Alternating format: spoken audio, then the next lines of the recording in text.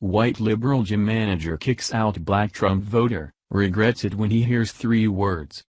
When a liberal gym employee discovered that a black customer was a conservative, he immediately began shouting in the man's face and kicked him out for supporting Donald Trump. However, the liberal thug quickly regretted his intolerance when he heard 3 simple words over a phone call that he hoped he'd never hear.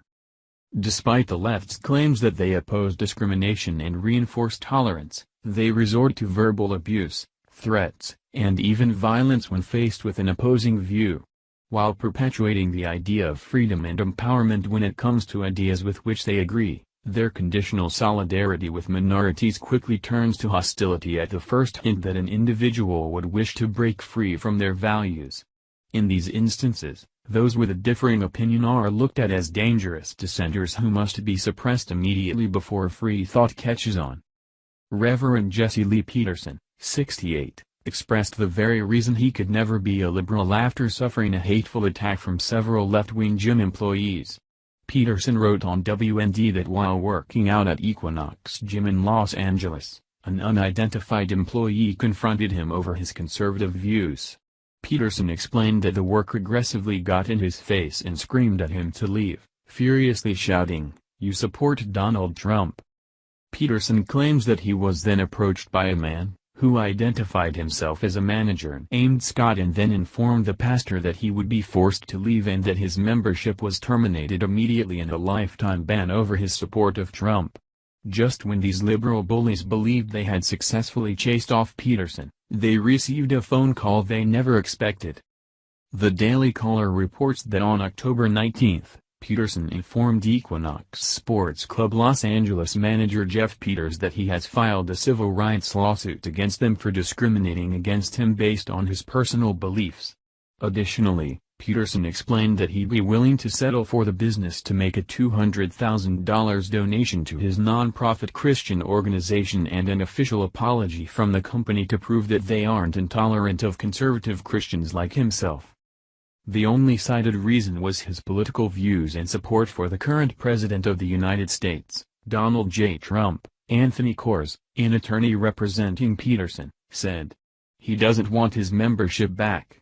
He feels humiliated. He's very troubled that his civil rights were violated. He doesn't want this to happen to other people. Reverend Peterson hereby demands a $200,000 donation to bond the immediate termination of Scott, who shockingly remains employed by Equinox, and a written apology, Kors writes in the letter. Kors explained that Peterson is only filing the lawsuit because he wants to ensure that the gym employees aren't allowed to discriminate against anyone else. The lawsuit cites multiple California laws that maintain that businesses cannot discriminate against customers on the basis of political affiliation because it violates several civil rights. If Peters doesn't agree to the settlement, Kors believes that the court will award Reverend Peterson an even larger monetary sum. More important to Reverend Peterson than a settlement is exposing Equinox's intolerance and bigotry, Kors told the D.C. In the United States of America, we do not discriminate against our citizens because of their political views or affiliations, Kors wrote in the letter to Equinox. Equinox's discrimination in the conduct of its employees is shocking and reprehensible. Although Peterson has had countless run-ins with liberal intolerance, he is still in shock that professionals would flagrantly discriminate against customers because of their political views. He explained that even though he lived through the Democratic Party's Jim Crow laws, he believes the left's inherent racism and bigotry are only getting worse. I grew up under Jim Crow laws, he told the D.C.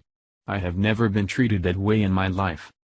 The Daily Caller contacted Peters in an effort to obtain his thoughts on the lawsuit against his business but did not receive a response.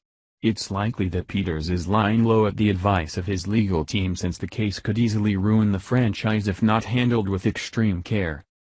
The moment that a conservative voices disagreement with a liberal minority member, they immediately call them racist, bigot, and Nazi. However, liberals often blatantly discriminate against and physically assault minority members for refuting their political values. Liberalism is an ideology of violence and oppression that seeks to enslave the minds of minorities they used to physically enslave. Decades after the Republican Party defeated their segregation and supremacy, they continue to showcase their racist mentality that suggests that minorities shouldn't have the right to think for themselves. Thank you for watching this video. What do you think about this? Share this on Facebook and Twitter along with your comments.